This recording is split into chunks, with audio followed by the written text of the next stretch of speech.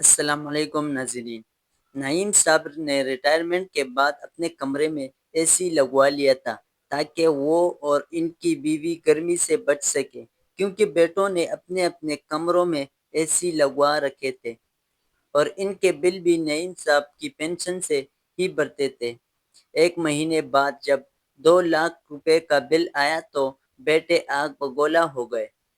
انہوں نے نعیم صاحب کا اے سی اتروا کر بیچ دیا اور انہیں خوب برا بھلا کہہ کر چھت پر شفٹ کر دیا۔ رات کی تیز گرمی سے نعیم صاحب اور ان کی بیوی کی طبیعت بگڑ گئی تو وہ راتوں رات گھر چھوڑ کر باہر چلے گئے۔ اگلے دن جب وہ واپس آئے تو پسینے میں شرابور تھے۔ گھر آ کر جب بیٹھے تو ان کی سانس بری طرح پھول رہی تھی۔ بیوی نے پریشان ہو کر پوچھا کیا ہوا؟ تو نعیم صاحب بولے، بلال کی ماں مجھے ٹھنڈا پانی دے دو، بہتر ہی ہے لیموں پانی بنا دو، دل کو کچھ ہو رہا ہے، لگتا ہے ڈوب جاؤں گا۔ بیوی فوراً کچن میں گئی، لیموں پانی بنایا اور ان کے سامنے رکھ دیا۔ پانی پینے کے بعد ان کی حالت ذرا سنبھلی۔ گرمی اور پسینے کی وجہ سے ان کا بلڈ پریشر نیچے گر گیا۔ وہ بولے، اب تو گرمی برداشت نہیں ہو رہی، لیکن کیا کریں، مہنگائی اتنی ہے کہ مہینہ ختم ہونے سے پہلے ہی پیسے ختم ہو جاتے ہیں۔ بیوی نے کہا، بلال کے کمرے میں بھی اے سی لگا ہے اور کاشف کے کمرے میں بھی اے سی لگا ہے۔ ایسا کرے کوئی سیکنڈ ہینڈ سی ہم بھی لگوا لیتے ہیں۔ آج کل تو قسطوں پر بھی ملتے ہیں اور نئے اے سی بھی آ گئے ہیں جو بجلی کا بل کم کرتے ہیں۔ نعیم صاحب نے ماتھے کا پسینہ صاف کیا اور کہا، بات تو تمہاری ٹھیک ہے، اصل میں نے کمیٹی ڈال رکھی تھی جو اس مہینے نکلنی ہے، 500 کی ہے، اے سی آ جائے گی۔ جہاں 2 کمروں کا بل بھر رہا ہوں وہاں ہمارا بھی آ جائے گا، ویسے بھی یہ سب میری پینشن سے بھرتا ہوں۔ یہ سن کر بیوی نے سکون کا سانس لیا۔ گھر بڑا تھا، بلال اور کاشف دونوں کے کمروں میں بہت وسیع تھے، حالانکہ دونوں کے بس ایک ایک بچہ تھا، لیکن دونوں نے دو ٹن کے اے سی لگوا رکھے تھے۔ شادی کے فوراً بعد ہی دونوں بہو عائشہ اور مریم نے ساس کے ساتھ بنا کر نہیں رکھی تھی اور نہ ہی کبھی ان کی خدمت کی ذمہ داری لی تھی۔ نعیم صاحب کی بیوی نے بھی جھگڑے سے بچنے کے لیے خود ہی کہہ دیا تھا کہ تم لوگ ہماری فکر نہ کرو، بس اپنے شوہروں کا کھانا پکا لیا کرو۔ گھر کا ماحول اس لیے خراب نہیں ہوا تھا کہ بیوی نے کبھی سختی یا ساس بننے کی کوشش نہیں کی تھی۔ وہ اپنا اور اپنے شوہر کا کھانا خود پکاتی اور باقی اخراجات مل جل کر چلتے۔ بجلی کا بل پینشن سے بھر جاتا اور باقی خرچ بیٹے کرتے۔ نعیم صاحب کو شکایت ضرور رہتی تھی کہ ساری زندگی قربانیاں دے کر بیٹوں کو پڑھایا لکھایا، لیکن شادی کے بعد بیٹوں نے ہمیشہ اپنی بیویوں کا ساتھ دیا۔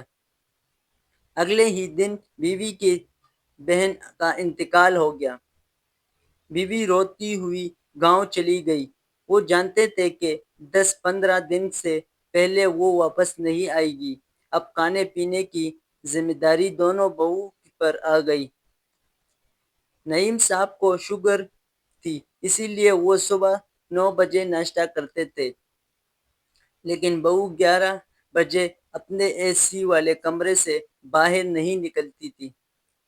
انہوں نے بیٹوں سے کہا کہ اپنی بیویوں کو سمجھاؤ کہ میں صبح 9 بجے ناشتہ کرتا ہوں۔ بیٹے منہ بنا کر اپنے کمروں میں چلے گئے۔ اگلی صبح دونوں بہویں نے کچن میں تو تھی مگر برتن زور زور سے چیخ رہی تھی۔ بڑی بہو عائشہ چھوٹی مریم سے کہہ رہی تھی کہ وہ بڑا بہانہ بنا کر گاؤں چلی گئی اور یہ مصیبت ہمارے سر ڈال گئی۔ مریم بولی، اتنے بوڑھے کے نخرے ہیں، ناشتہ 9 بجے چاہیے، دوپہر کا کھانا 1 بجے چاہیے، شام کو 4 بجے چائے۔ پتہ نہیں کیسے دن گزرے گئے۔ یہ سن کر نعیم صاحب کا دل ٹوٹ گیا۔ بیوی ہمیشہ وقت پر ناشتہ دے دیتی تھی، کبھی ساگودانہ، کبھی دلیا اور چائے بھی بغیر چینی کی، لیکن آج بہو نے صرف بسکٹ اور 1 کپ تیز کڑوی چائے رکھی تھی۔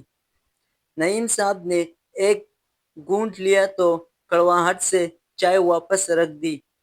آنکھوں میں آنسو آ گئے۔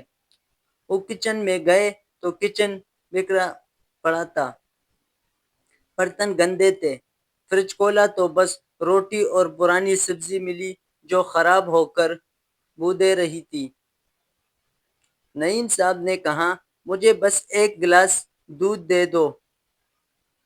عائشہ نے جواب دیا، پاپا جی آپ کے تو بڑے نخرے ہیں، ابھی سبزی دی اور اب دودھ یاد آیا۔ یہ سن کر نعیم صاحب برداشت نہ کر سکے اور بولے، اپنے باپ کو بھی ایسا ہی کھانا دیتی تھی۔ یہ سبزی بدبو دے رہی ہے اور رات کی روٹی دے دی ہے۔ یہ سن کر عائشہ غصے سے بولی، ایسا کرے ماں جی کو بلائے، آپ کو تو وہی سنبھال سکتی ہے، ہم سے نہیں ہوتا یہ سب۔ یہ سب ان کا 8 سال کا پوتا سن رہا تھا۔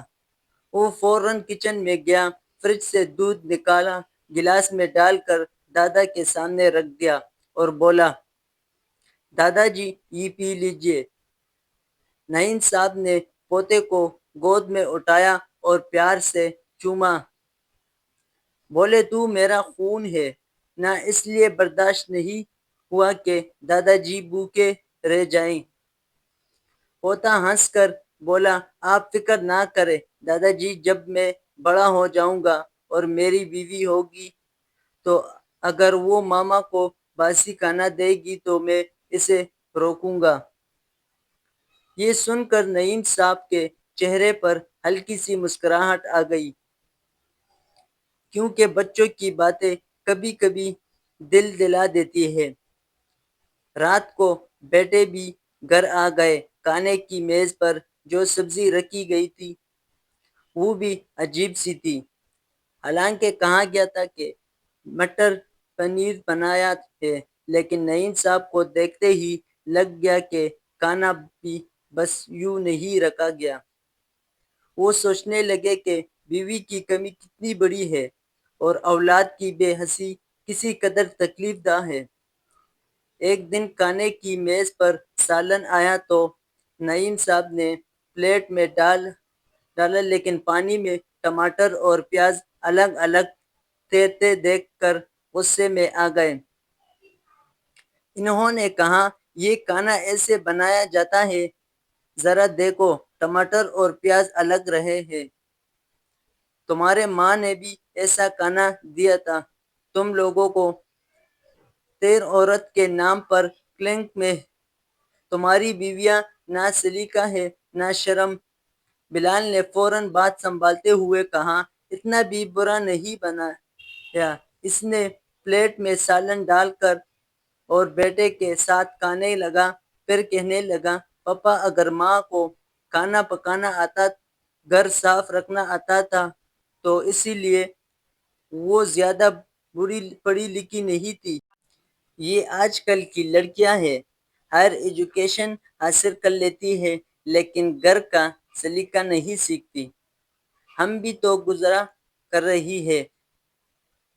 یہ سن کر نعیم صاحب مزید برہم ہوئے اور بولے، نعیم اگر شوہر کے باپ کے سامنے زبان چلانے سے نہ روکے اور سلیقہ نہ سکھائے تو بیکار ہے۔